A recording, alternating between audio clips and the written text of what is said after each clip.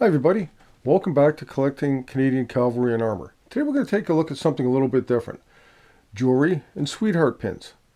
Now during World War II, the guys were able to buy little sweetheart pins, lockets, that type of thing to send home to the sweetheart with a picture of themselves just to make sure she didn't forget who she was really dating. As well, there were pillowcase covers, that you could send home to mom, and that will be the topic of an episode later on. So what we have here is a different bunch of lockets, different examples. We have a bracelet here, and sometimes you can find a person's service name and service number on the back. Unfortunately, this one doesn't have that. We have a couple little brooches that the girls could wear. And we have something that's really kind of unique. I've only ever seen this set before. We have a pair of earrings with the Armored Corps badge on it. Kind of neat. As well, we have rings for a woman and a man's ring. We have nice little other brooches and things that we have here. Now, along with the Corps things, most regiments would come up with their own things that they could get, souvenirs out of their kit shop. Now, the Essex Regiment tank during the war called 30th Recce were no exceptions. Now, I have a sample of some very nice cufflinks, gift from my daughter, actually, very nice. And we have this very unique cigarette case here. Now, apparently, when a fellow would, an officer, junior officer, lieutenant, captain, maybe a major would retire, they were gifted a special cigarette case with the badge on, and I have an example here. So as you can see, there's lots of little doodads that the guys could pick up either for themselves or for their sweethearts. Let's take a closer look at them. These brooches here are very nice. They're the old Armored Corps badge. You can see it, different variety of things. Some are just plain silver. Some have the rhinestones in them. We come down here with enamel. These are really nice. You pick those up every once in a while. They're kind of cool. Then we have the lockets up here. Now these two have the plastic in there. This one says mother, very nice. And these ones will open up, and you could put a picture in there of your of the soldier that sent it to you, or his brother, whatever.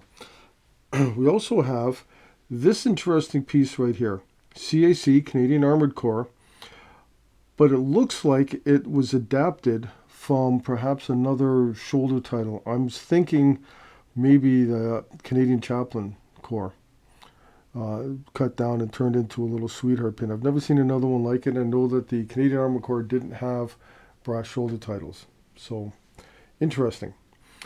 These are the earrings I mentioned earlier. They're very nice. They're not for pierced ears, which really weren't the rave back then in the 1940s. Most earrings you'll find have the little screw on the back so you can screw them into your earlobe. Up here, we have the bracelet. And like I said, on the back sometimes you'll find the fellow's name and service number engraved, which is kind of cool because that allows you to research who this guy was.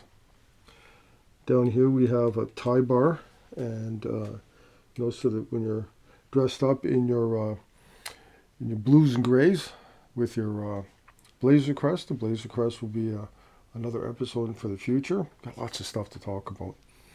Now you see here we have a couple of nice little brooches for the girls. Very patriotic.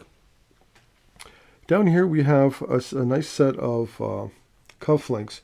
Now you notice it's got the armored fists, which would date these as post-World War II. Along with this ring would be the same thing. Speaking of rings, we have a very nice woman's ring down here, Canadian Armored Corps. As far as I know, there's no real reference material on the jewelry that was available. I haven't found any dealer catalogs or anything like that. I'm hoping there's one out there. If you know, drop a comment. Let me know where I can find one of those.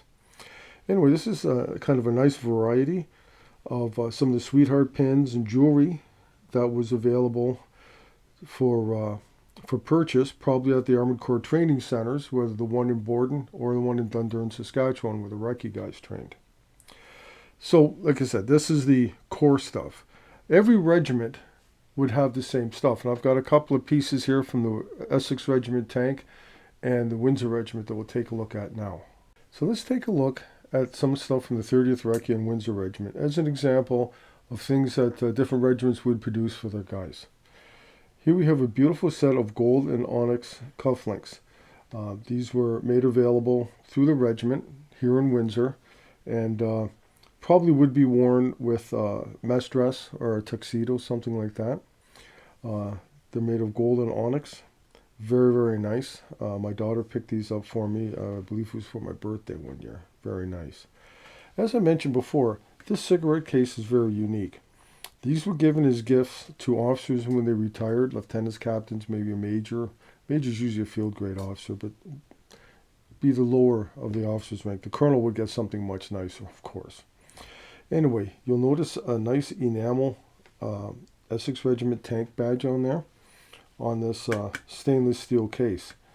It would open up, have room for the fellows for the cigarettes. Now don't forget, back then, everybody smoked. They didn't realize it would kill you quite the way we do today. Anyway, very unique, kind of an impersonal gift. I wish it would have been engraved to Lieutenant or Captain so-and-so, but didn't get that lucky. Still, fortunate to have one in my collection. And then we have this ring that was made for the guys in the Windsor Regiment. Most of them were in silver, like this. A couple had been produced in gold, but they were a lot more expensive. That's why I didn't buy it. Anyway, you'll find a jewelry for different regiments, different units, and it's a facet of collecting that not a lot of people get involved in, but it's still part of the memorabilia for the Armored Corps, and therefore something else I have to add to my collection. So everybody, I hope you enjoyed this close look at kind of a different facet of collecting Armored Corps stuff, the jewelry. Like I said, it's out there. You see them at a lot of different gun and knife shows and military shows. Even sometimes you'll find them in little antique stores and gift shops. It's just kind of a little unique side branch of collecting Canadian Cavalry and Armour. So I hope you enjoyed it, and happy collecting.